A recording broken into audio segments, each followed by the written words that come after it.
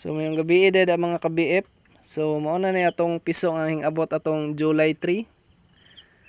So 100 heads ang gi-order, and then siya pakapin nga unom. Pero na siya mortality nga napulo. So mao na siya karon 96 na lang ang nabilin. Ang breed ay ani mga ka-BF is kanang kuan Cub 500. And then ika 12 days nila karon. So kini ika 12 days nila karon. Na wala na kusugay atong kuan 100 watts or 50 watts kay mga gihangak naman ang uban. So normal na ang gisuga nga kuan 6 watts.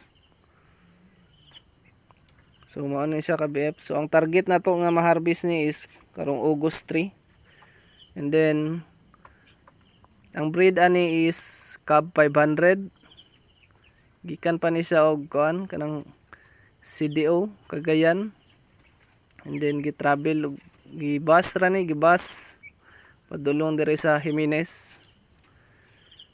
Ano siya? So first trial na ko ni sa pagbuhi og kuan broiler.